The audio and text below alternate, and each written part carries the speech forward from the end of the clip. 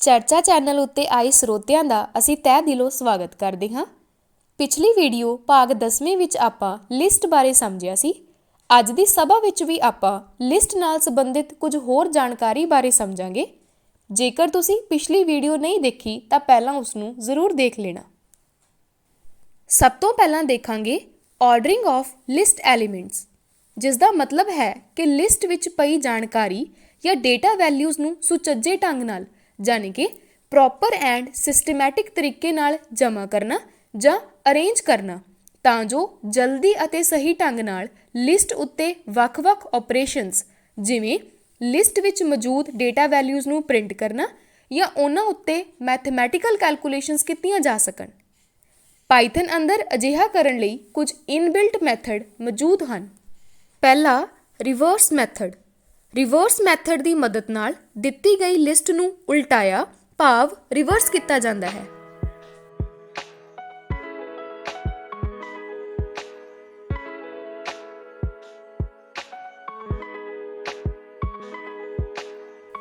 Output ਤੁਹਾਡੇ ਸਾਹਮਣੇ ਹੈ। ਦਿੱਤੀ ਗਈ ਲਿਸਟ ਰਿਵਰਸ ਆਰਡਰ ਵਿੱਚ ਪ੍ਰਿੰਟ ਹੋਈ ਹੈ। ਦੂਜਾ ਮੈਥਡ ਹੈ ਸੌਰਟ ਮੈਥਡ। ਸੌਰਟ ਮੈਥਡ ਦੀ ਮਦਦ ਨਾਲ ਲਿਸਟ ਵਿਚਲੇ ਐਲੀਮੈਂਟਸ ਨੂੰ ਅਸੈਂਡਿੰਗ ਜਾਂ ਡਿਸੈਂਡਿੰਗ ਆਰਡਰ ਵਿੱਚ ਲਿਖਿਆ ਜਾ ਸਕਦਾ ਹੈ। ਉਦਾਹਰਣ ਨਾਲ ਸਮਝਦੇ ਹਾਂ। ਪਹਿਲਾਂ ਆਪਾਂ ਇੱਕ ਲਿਸਟ ਬਣਾ ਲਵਾਂਗੇ ਅਤੇ ਫਿਰ ਉਸ ਨੂੰ ਸੌਰਟ ਕਰਾਂਗੇ।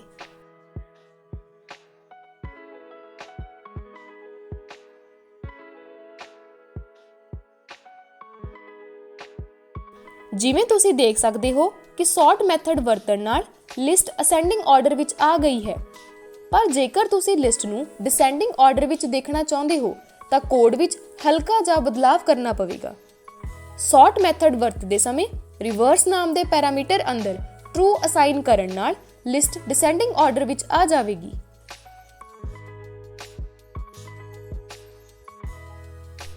ਹੁਣ ਤੱਕ ਆਪਾਂ ਲਿਸਟ ਅੰਦਰ ਇੰਟੀਜ਼ਰ ਡੇਟਾ ਵੈਲਿਊਜ਼ ਨੂੰ ਜਮ੍ਹਾਂ ਕੀਤਾ ਸੀ, ਪਰ ਸੌਰਟ ਮੈਥਡ ਸਟ੍ਰਿੰਗ ਨਾਲ ਵੀ ਕੰਮ ਕਰ ਸਕਦਾ ਹੈ। मतलब जेकर लिस्ट अंदर स्ट्रिंग टाइप डेटा वैल्यूज जमा होणगियां तां सॉर्ट मैथड अल्फाबैटिकल ऑर्डर मुताबक लिस्ट नूं सॉर्ट कर देवेगा।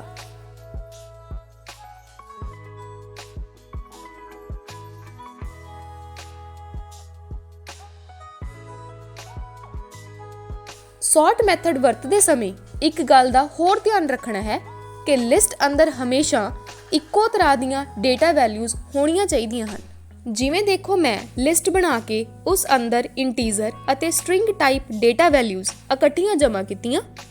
इस लिस्ट नाल सॉर्ट मैथड वरतन ते देखो एरर आ गई।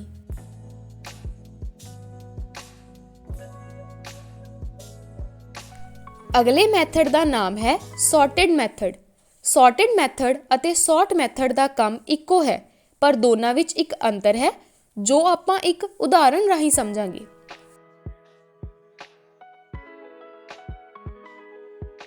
ਜਦੋਂ ਅਸੀਂ ਸੌਰਟ ਮੈਥਡ ਦੀ ਮਦਦ ਨਾਲ ਲਿਸਟ ਨੂੰ ਸੌਰਟ ਕਰਦੇ ਹਾਂ ਤਾਂ ਸਾਡੀ ਬਣਾਈ ਗਈ ਲਿਸਟ ਭਾਵ ਓਰੀਜਨਲ ਲਿਸਟ ਵਿੱਚ ਹੀ ਬਦਲਾਵ ਹੋ ਜਾਂਦਾ ਹੈ, ਜਦਕਿ ਸੌਰਟਡ ਮੈਥਡ ਵਰਤਣ ਨਾਲ ਓਰੀਜਨਲ ਲਿਸਟ ਦੀ ਇੱਕ ਕਾਪੀ ਲਿਸਟ ਬਣ ਜਾਂਦੀ ਹੈ ਜਿਸ ਅੰਦਰ ਸਾਨੂੰ ਬਦਲਾਵ ਦੇਖਣ ਨੂੰ ਮਿਲਦਾ ਹੈ ਅਤੇ ਅਸਲੀ ਲਿਸਟ ਵਿੱਚ ਕੋਈ ਬਦਲਾਵ ਨਹੀਂ ਹੁੰਦਾ।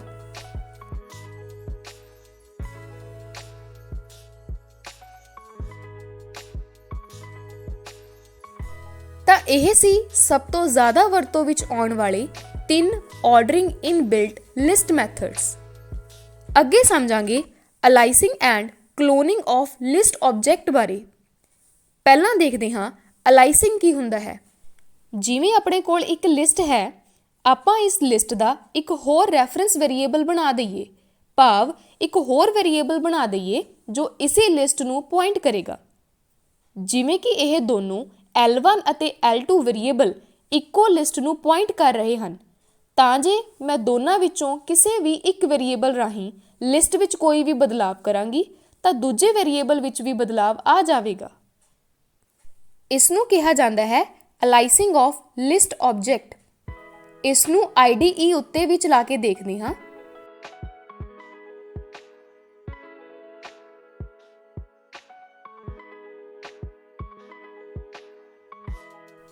आईडी भी दोनों लिस्ट वेरिएबल दी इक्को है, ਇੱਥੋਂ ਚੰਗੀ ਤਰ੍ਹਾਂ ਪਤਾ ਲੱਗ ਰਿਹਾ ਹੈ ਕਿ ਦੋਨੋਂ ਲਿਸਟ ਵੇਰੀਏਬਲ ਇੱਕੋ ਲਿਸਟ ਨੂੰ ਪੁਆਇੰਟ ਕਰ ਰਹੇ ਹਨ।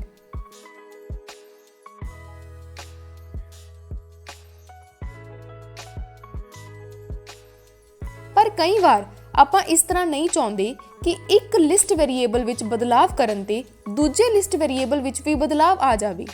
ਇਸ ਸਮੱਸਿਆ ਨੂੰ ਹੱਲ ਕਰਨ ਲਈ ਕਲੋਨਿੰਗ ਆਫ ਲਿਸਟ ਆਬਜੈਕਟ ਨੂੰ ਵਰਤਿਆ ਜਾਂਦਾ ਹੈ। ਕਲੋਨਿੰਗ ਤੋਂ ਭਾਵ ਹੈ ਕਿ ਇੱਕ ਲਿਸਟ ਬਣਾ ਕੇ ਉਸ ਦੀ ਕਾਪੀ ਲਿਸਟ ਯਾਨੀ ਕਿ ਡੁਪਲੀਕੇਟ ਲਿਸਟ ਦੂਸਰੇ ਲਿਸਟ ਵੇਰੀਏਬਲ ਅੰਦਰ ਅਸਾਈਨ ਕਰ ਦਵੋ, ਜਿਸ ਨਾਲ ਦੋਨੋਂ ਲਿਸਟ ਵੇਰੀਏਬਲ ਦੀ ਆਈਡੀ ਵੱਖਰੀ ਹੋ ਜਾਵੇਗੀ, ਪਰ ਦੋਨਾਂ ਕੋਲ ਲਿਸਟ ਅੰਦਰ ਪਈ ਡੇਟਾ ਵੈਲਿਊਜ਼ ਇੱਕੋ ਤਰ੍ਹਾਂ ਦੀਆਂ ਹੋਣਗੀਆਂ, ਜਿਸ ਨਾਲ ਇੱਕ ਲਿਸਟ ਵੇਰੀਏਬਲ ਵਿੱਚ ਬਦਲਾਵ ਕਰਨ ਤੇ ਦੂਜੇ ਲਿਸਟ ਵੇਰੀਏਬਲ ਨੂੰ ਕੋਈ ਫਰਕ ਨਹੀਂ ਪਵੇਗਾ। ਕਲੋਨਿੰਗ ਲਈ ਕਾਪੀ ਨਾਮ ਦਾ ਇਨਬਿਲਟ ਮੈਥਡ ਵਰਤਿਆ ਜਾ ਸਕਦਾ ਹੈ।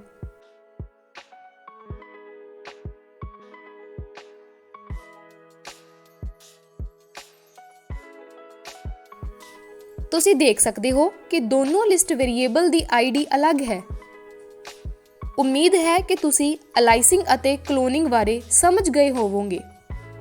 ਜਦੋਂ ਲਿਸਟ ਅੰਦਰ ਹੋਰ ਲਿਸਟ ਬਣਾਈਆਂ ਜਾਣ ਤਾਂ ਉਸ ਨੂੰ ਨੈਸਟਡ ਲਿਸਟ ਕਿਹਾ ਜਾਂਦਾ ਹੈ। ਬਹੁਤ ਵਾਰ ਸਾਨੂੰ ਪ੍ਰੋਗਰਾਮ ਲਿਖਦੇ ਸਮੇਂ ਨੈਸਟਡ ਲਿਸਟ ਦੀ ਜ਼ਰੂਰਤ ਪੈ ਜਾਂਦੀ ਹੈ।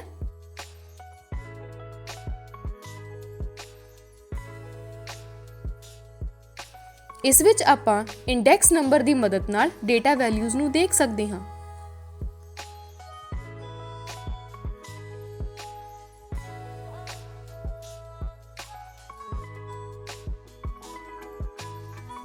ਅੱਗੇ ਸਮਝਾਂਗੇ ਲਿਸਟ ਕੰਪਰੀਹੈਂਸ਼ਨ ਬਾਰੇ, ਜੋ ਕਿ ਪਾਈਥਨ ਅੰਦਰ ਬਹੁਤ ਜ਼ਿਆਦਾ ਵਰਤਿਆ ਜਾਂਦਾ ਹੈ।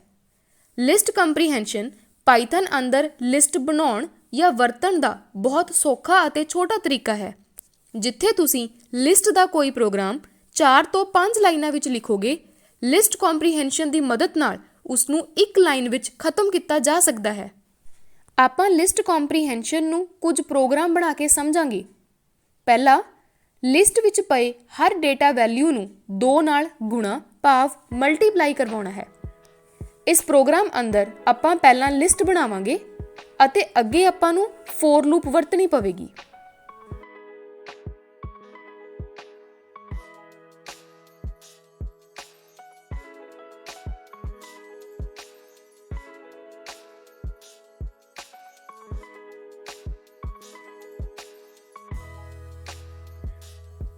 ਹੁਣ ਇਸ ਪ੍ਰੋਗਰਾਮ ਨੂੰ ਅਸੀਂ ਲਿਸਟ ਕੰਪਰੀਹੈਂਸ਼ਨ ਦੀ ਮਦਦ ਨਾਲ ਇੱਕ ਲਾਈਨ ਵਿੱਚ ਵੀ ਲਿਖ ਸਕਦੇ ਹਾਂ।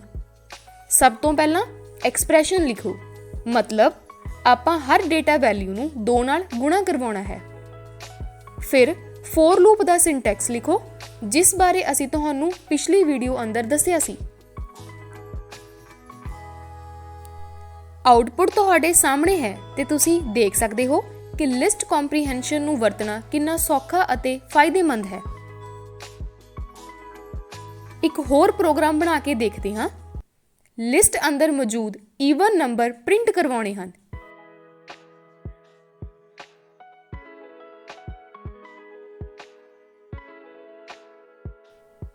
ਇਸ ਪ੍ਰੋਗਰਾਮ ਅੰਦਰ ਸਾਨੂੰ ਇਫ ਕੰਡੀਸ਼ਨ ਦੀ ਜ਼ਰੂਰਤ ਪਵੇਗੀ।